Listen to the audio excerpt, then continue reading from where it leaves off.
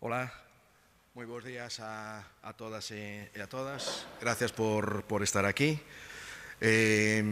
Estamos aquí para presentar hoxe o que vai a ser o inicio dunha colección esenciais que xa todos e todas tendes na vosa man e que de alguma maneira está relacionado co desexo de levar a cabo unha renovación da política editorial que ve levando a cabo o museo para intentar, de alguna maneira, darlle un novo pulo ao tempo que, de alguna maneira, dinamizamos os soportes máis tradicionais, tratar de xerar novas narrativas, de propor novas miradas sobre as coleccións e apostar por presentalas dunha forma máis amable e máis eficiente. Neste sentido, unha das liñas que iniciamos que de alguna maneira xa deu algún froito e todavía dará máis nos próximos meses é intentar dinamizar a revista do Museo de Pontevedra, que, como sabedes, vense elaborando desde 1942 e que quedara estancada. O último número, se non me equivoco, fora 2008. E neste momento sacamos un número para chegar a todo 2019, estamos co 2020 e xa preparando o seguinte número para procurar darlle unha maior calidade, para indexarla e que poda ter unha revisión por pares cegos que de alguna maneira permita que a revista acade no ámbito científico unha maior presencia. Pero realmente o que hoxe nos ocupa é a presentación desta colección que de alguna maneira trata de avanzar na publicación de obras de carácter divulgativo, de comunicación científica amable, dunha forma distinta, de elaborar material divulgativo, que de alguna maneira é un material que ten que ter unha presencia irrenunciable en calquera museo moderno. En este sentido, iniciamos hoxe a colección Esenciais, na que a través da participación de distintos especialistas, algúns conservadores ou restauradores do propio museo, pero outros volúmenes serán elaborados por outros profesionais alleos ao museo, imos a intentar divulgar de maneira amable e para todos os públicos as principais mostras da colección do museo. E, obviamente, non podía ser de outra maneira que iniciar este traballo con Castelao no Museo de Pontevedra. A esta obra seguiránlle outras moitas nos próximos meses e anos. Está previsto que o seguinte número, tampouco podía ser de outra maneira, sexa dedicado ao Tesouro de Caldas, seguramente unha das nosas obras de referencia, e detrás virán outras moitas, como os Profetas do Pórtico da Gloria ou outras moitas obras distintas. A intención é que sexa orientada a todo o público e que se presente de maneira divulgativa e amena, orientado a un público interesado, pero non especializado. De como se configura esta nova colección de esenciais falarávos Ángela Comesaña, que é a nosa responsable de publicacións. Ola. Bueno, pois, como adiantaba o director, esta colección que presentamos hoxe ten un carácter divulgativo para todos os públicos, sin necesidade de ser un especialista nin na historia da arte, nin na arqueoloxía, nin demais. Acollerá todas as temáticas posibles, porque xa sabedes que o Museo de Pontevedra alberga unha colección moi diversa, que vai desde arqueoloxía, historia da arte, pasando por mobiliario e mil cousas máis.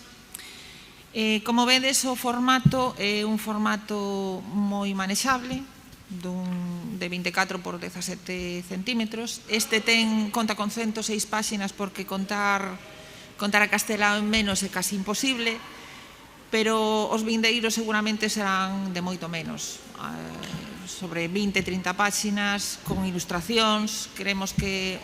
Quixemos que o deseño fora atractivo, aínda que sinxelo, que se poida manexar facilmente. Este número que presentamos hoxe é a versión en galego, pero sairá máis adiante. Estamos traballando xa na versión en castelán porque consideramos que é importante que a xente que veña a visitar o Museo de Pontevedra desde fora e que non domine o idioma, pois que o poida levar en galego, e posteriormente farémolo tamén, ou temos a intención de que se faga tamén en inglés para sair ao mundo máis internacional, non? E eu pouco máis podo decir. Creo que o que debe falar agora é José Manuel Castaño, que é autor deste número. É unha persoa que está moi acostumada á divulgación de maneira moi didáctica e tamén é un gran coñecedor, como sabedes, da obra de Castelao. E creo que este vai ser un broche de ouro da súa vida profesional, porque nos deixará en breve para xubilarse. Entón, cedolle a palabra xa. Un segundo antes de que comences, que se lle olvidou a Ángela. A idea é que estas publicacións, según vayan saindo, vayan incorporándose á colección e se diseñarán unhas caixas para que cada 10 números se podan incorporar para todas as persoas que queiran facer a colección completa e que incluso, cando xa estén editados, se poida sacar como a edición completa das obras esenciais do Museo de Pontevedra. Nada, simplemente un apunte que se lle esqueceu a... Bo día. O obxectivo desta publicación divulgativa pois é dar unha visión e explicar de unha forma o máis coherente posible a obra exposta nas dúas salas Castelao, pero tamén facer alusión á grande cantidad de obra que conserva o museo, é a maior institución que ten obra de Castelao, que está engardada, lógicamente, nas salas de reserva, porque todo é imposible expoñelo. Se algúns de vostedes recordan a exposición Meu Pontevedra, pois viron coleccións enteiras, por exemplo, todos os dibuixos dese Castelao que se fixo tremendamente popular cando colaboraba na prensa diaria en xornais como Galicia, Diario de Vigo, logo Faro de Vigo, a revista A Nosa Terra, o Diario Madrileño do Sol. Pois desa, digamos, publicacións casi diarias que el facía, pois temos unha serie de os homes que publicaban no Diario Galicia, de 70 e tantos exemplares, de 74 dibuixos orixinais. Pois, lóxicamente, desos 4 na sala hai que condensalo na exposición de 4 dibuixos. Nesa exposición pois se mostraron todos. Entón, nesta guía, pois, un personaxe tan, digamos, que creou tanta obra, que tivo tantas facetas, un personaxe que quiso ser artista, logo escritor en lingua galega, político destacado, a que se convirteu no líder do nacionalismo galego, ten tantas caras, tantas facetas que, digamos, que hai que condensala e condensase de alguna forma nas salas do museo. O único artista e personaxe a quen o museo lle dedica 2 salas completas, e na guía ainda hai que condensalo de unha forma maior. Entón, o que se tratou foi de explicar dunha forma coherente esa sala, facer referencia a outras e non tanto presentar o personaxe, digamos, de unha forma cronolóxica, sino tratar de explicar esas obras. Entón, e sobre todo, busquei que esta publicación servise para unha persoa que xa vira as salas do museo, que fose vir con posterioridade a ver esas salas, que non poida vir a velo porque está lonxe e, sin embargo, lendo, vendo esta publicación, pois se faga unha idea, non? Entón, ese texto que trata de explicar esta obra acompáñase de multitude de imaxes, e aí o complexo era, digamos, falar desas obras, é dicir, que o texto e as fotografías que corresponden a esas obras coincidisen, non que se este falando de unha obra nunha páxina e esa obra se mencione 2 páxinas, apareza visualmente 2 páxinas despois. Isto, de alguna forma, condicionaba lóxicamente o diseño e preferiuse ter máis obras, máis imaxes de obras a ter igual millores imaxes, é dicir, imaxes que abarcaran páxinas enteiras, non? Entón, de alguna forma, se vedes esta publicación, veredes que ten moitas imaxes, moitas veces de pequenos tamaño reducido, para adaptarse a ela. Entón, este era un dos retos que había que solventar. É unha obra destinada a todos os públicos. Eu creo que hai casi cerca de 30 anos crear outra publicación sobre Castelao, unha guía didáctica sobre Castelao, dirixida fundamentalmente ao mundo do ensino. Castelao, desde a nivel educativo, aquí no museo, sempre, digamos, foi un persoeiro clave. Eu, que levei o departamento do que se chama de educación durante anos, agora non, pero durante anos tiña a Castelao como, digamos, o eixo xunto ás salas de arqueoloxía. Sobre todo, as salas de arqueoloxía, porque recollían eses orixes, os nosos orixes da nosa Galicia, non? Entón, Castelao, as salas de arqueoloxía, pois eran claves digamos, no eido educativo do museo. Pois esa guía que tuvo que se creara con unha finalidade educativa e de que se fixera realmente unhas tiradas enormes, moi longa, tuvo un grande éxito no público en xeral e sorprendía que xente de fora de España, non xa de Galicia, se mercase esa guía porque, digamos, lle interesaba especialmente estes personaxes. Cando entraban nas súas salas e vían os dibuixos dos álbumes de guerra, quedaban sorprendidos, non? Ou as súas series de os dibuixos que fai en Cuba, en Nova York, ou logo no exilio na Argentina, series, os dibuixos impresionantes dos meus compañeiros. Pero esta guía ten, digamos, un pouco, é diferente, é moi diferente a outra, ten unha, digamos, pois, un cometido tamén diferente e vai explicando pois a sala dunha forma tamén un pouco diferente. Os capítulos, pois, arráncase cunha mención a, digamos, a vinculación de Castelao con este museo. Como saben vostedes, é un dos persoeiros clave tamén na fundación desta institución que abre as súas portas en 1929 e en 1931 Castelao xa deposita aquí no museo 11 obras. Pois, de alguna forma, ese é o punto de arranque da guía, explicar un pouco esa vinculación, ainda que sin profundizar, porque sería moi longa andar explicando toda esa vinculación de Castelao co museo, pero partindo de aí. Logo, pásase a ver ese Castelao artista que antes de chegar a Pontevedra en 1916, esa é unha data clave, a súa chegada a Pontevedra marca realmente un cambio moi importante na trayectoria de Castelao como artista, logo como escritor e fundamentalmente como persoeiro comprometido con Galicia como político, non? Político galeguista que chegará, como dixemos, a ser o persoeiro, digamos, fundamental do nacionalismo galego e un referente.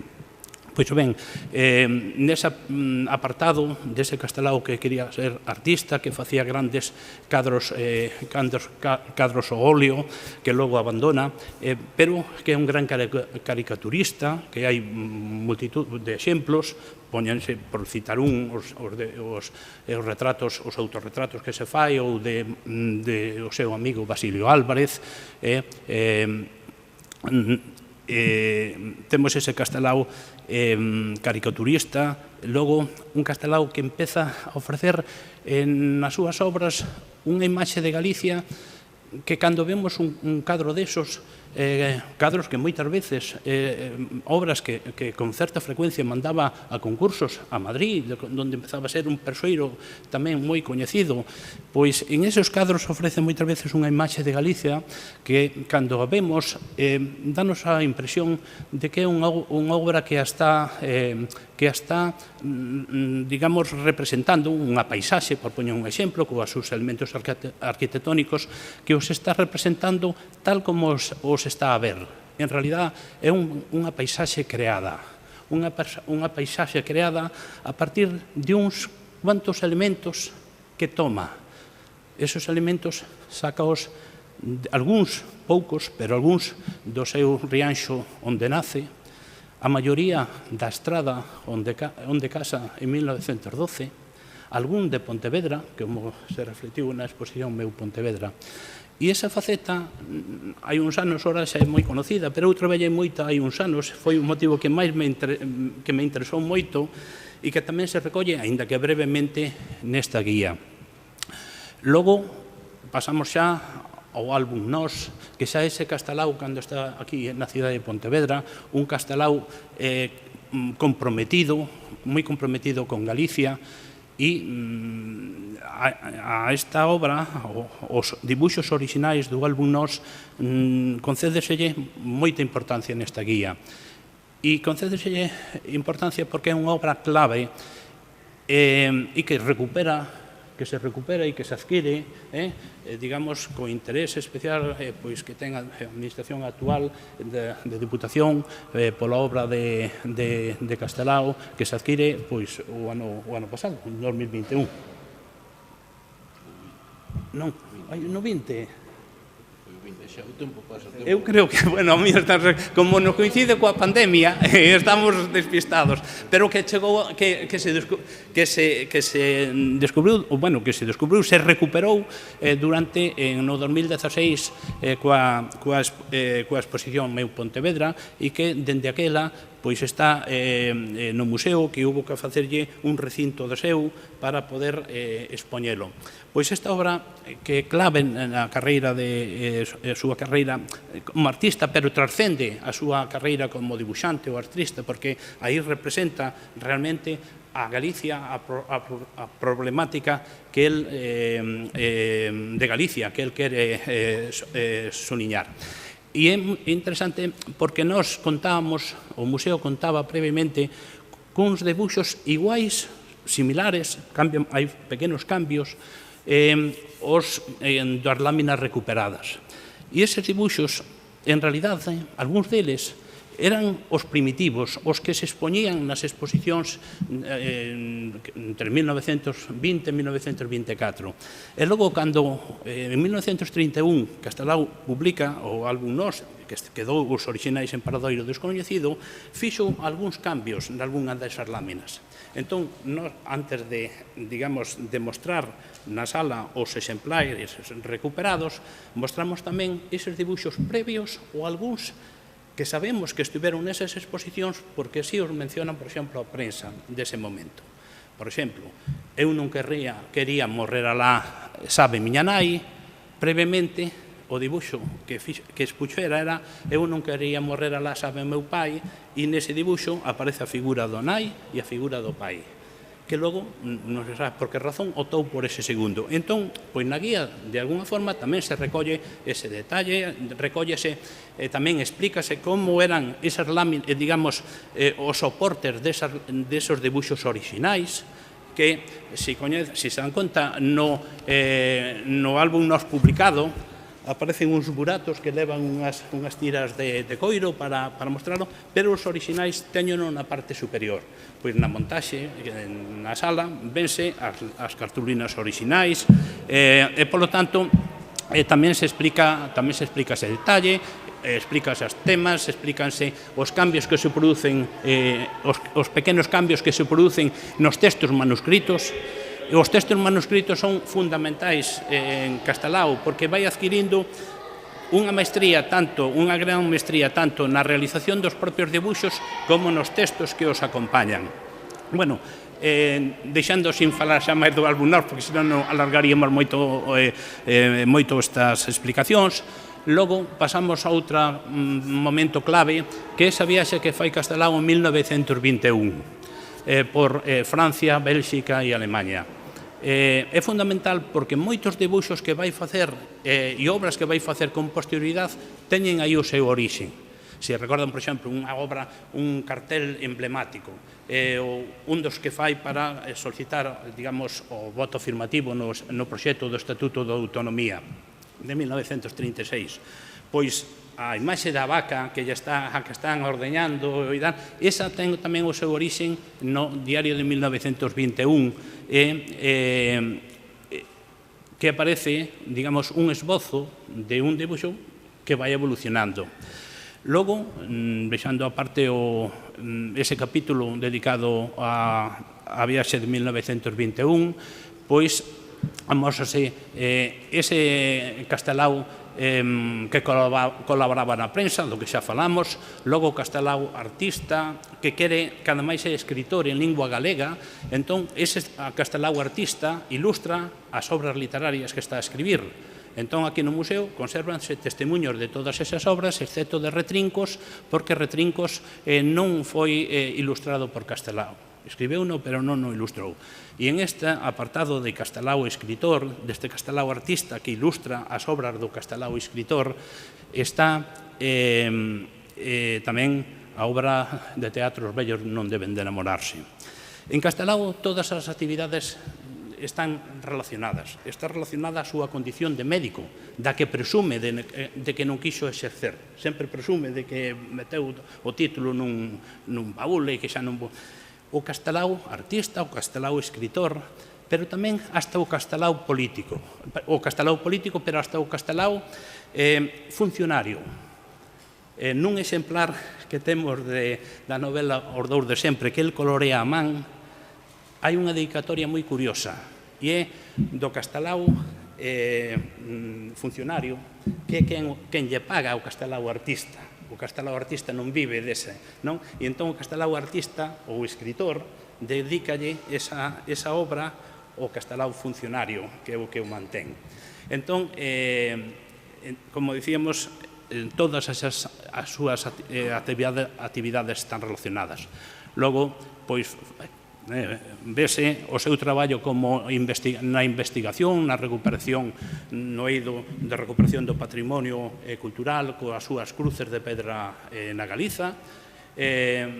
Outro capítulo dedicado a algunhas institucións pontevedresas, como foi a Coral Polifónica, un Castelao cartelista, no que sobresaen os cartéis que fai para o Estatuto de Autonomía mencionados. Logo, entrase no apartado, trátase de explicar os álbumes de guerra, uns álbumes, outra obra clave, os álbumes de guerra e o álbum Nós, poderíamos dicir que son os dous eixos fundamentais, e son dous estilos distintos. No álbum Nós é uns dibuixos que tratan de alguna forma de imitar gravados. Son dibuixos, pero tratan de imitar gravados. Nos dibuixos dos álbumes de guerra son moi diferentes, son dibuixos que teñen volume, que, digamos, que tratan hasta de imitar a pintura ao óleo, pero coas mesmas características. Logo, un Castelao exiliado que fai os dibuixos, a serie que el chamou dibuixos de negros, desas persoas marxinadas nos Estados Unidos, en Nova York, e logo ven o Castelao no exilio na Argentina, a Galicia, do outro lado do mar, na que el fai os dibuixos os meus compañeiros, ese tema de cegos que sempre tratou ao longo da súa vida, e que é curioso que no fondo aparecen esas figuras de cego, son 4 dibuixos que chaman a atención na sala, enchen ben unha parede, e no fondo desos dibuixos aparece representado unha Galicia, unha paisaxe de Galicia, xentes de Galicia, paisaxes de Galicia, dunha Galicia que el non volverá a ver e da que se dá conta que non volverá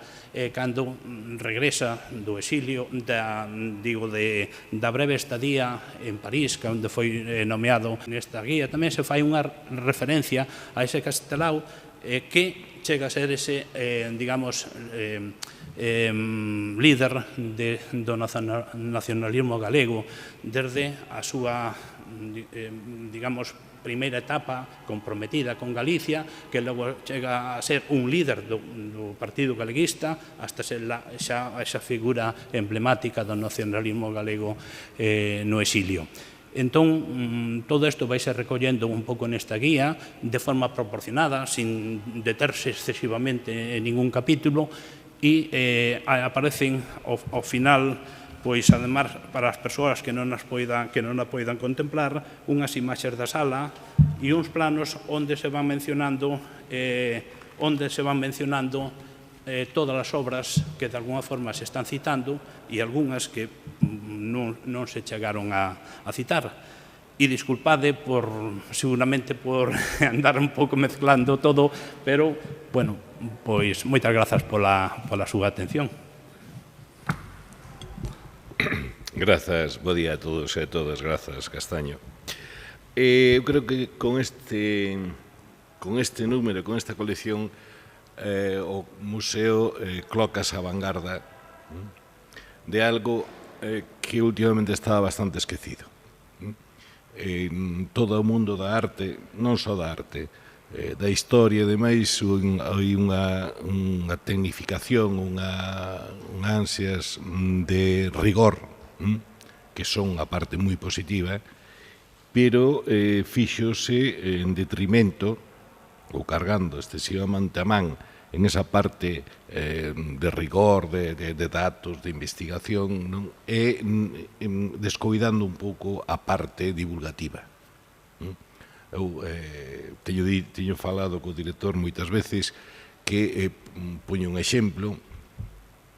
En Pontevedra, que as excavacións arqueolóxicas que houve do 90 hasta 2010, máis ou menos, porque a partir do 2010 non houve, o panorama da evolución de Pontevedra cambiou radicalmente. Pois non hai nada de divulgación feito sobre eso, que sería extremadamente fácil, además. Pasamos unha etapa de 40 ou 50 anos en que máis que investigar rigurosamente se facían cábalas e divulgación, o cual chegaba a moitísimo público, pero, digamos, a veces con erros de fondo e demais, pero había esa divulgación, e agora hai moitísimo máis rigor no análise das obras pictóricas, das obras, de todo, pero falla, ou que está un pouquiño esquecido de divulgación, e creo que é absolutamente importante as dúas facetas, non é que este en contra ni moito menos da parte do rigor científico. Creo que, vamos, hai que defendelo e demais, pero e con isto o museo pois fai unha colección adicada aos fins propios do museo, o sea, a obra que ten, a divulgalo, que creo que o título é moi acertado, porque é esencial, son os fondos esenciais que é o museo, é o esencial de cada un deses fondos. Non é unha obra de investigación, non é unha obra de rigor. Imaginarvos o que se podía facer sobre Castelao, vamos, de feito, o esforzo que tuvo que facer foi enorme, non é enfocalo ben. Creo que iso é un acerto, vai no plano estratégico do museo, non, de como estamos funcionando, e creo que, bueno, temos que seguir, non hai que seguir por esta liña. Polo tanto, pois, parabéns a todos os que participastes neso, en esta obra. Creo, repito, que é un acerto, que coloca o museo nunha liña que había que cubrir e que hai que seguir cubrindo, non? Que hai que seguir avanzando nela, e entre digamos, o eslogan, a cuestión de comunicación pura e dura, non?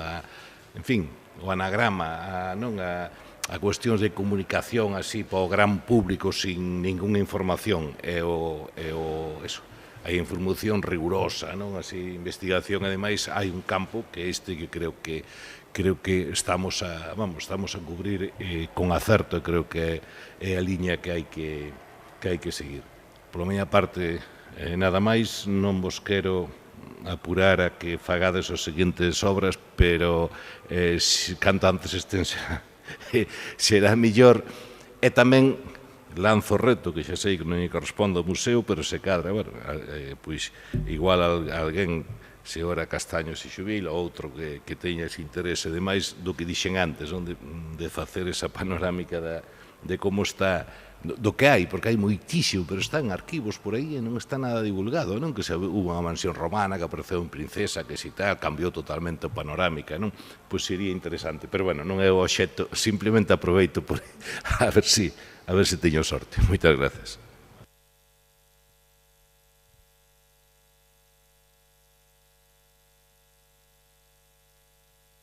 Non, vai a ir dependendo un pouco das posibilidades ou dos esforzos. Hai algúns que van a ser máis doados de sacar adiante, outros levarán máis esforzos. Este, en concreto, levou un esforzo importante porque, bueno, a pesar de que Castaño é un gran coñecedor, un gran especialista, e con todo o rigor do mundo, a dificultade deste tipo de publicacións é converter todo ese coñecemento técnico, todo ese coñecemento especializado nunha publicación que, mantendo esa esencia científica, se presente de unha maneira amable, porque, parodiando un pouco a liña do que comentaba o vicepresidente, unha cousa é o rigor científico e outra é o rigor mortis, vale? Isto ten que ser unha cousa completamente diferente, ten que ser unha cousa que, de alguma maneira, sexa recibida por todo o mundo. Entón, xa estamos traballando co seguinte, vale? O seguinte, como vos adiantaba, vai a ser o Tesouro de Caldas. Xa temos na cabeza tamén a persoa que vai a elaborar este texto, que vai a ser unha persoa allea ao museo, pero unha gran coñecedora, unha gran especialista nesta obra, e xa estamos falando con todos os nosos conservadores para que vayan aportando novas ideas e novas propostas para ir sacando sin unha periodicidade concreta, pero sin desatendela. Porque tende que pensar que, ao mesmo tempo que estamos facendo isto, temos que seguir cos catálogos das exposicións, temos que seguir coa revista, temos que seguir con toda a xeración de novas miradas sobre as coleccións, que vamos a intentar tamén sacar algún tipo de colección de carácter infantil, orientado a un público moito máis infantil. Dicir, bueno, a labor editorial, Ángela vos pode falar perfectamente dese tema, é tremendamente complexa e leva moito tempo. E outra cousa, a tirada, cantos exemplares van publicarse ou se publicaron xa?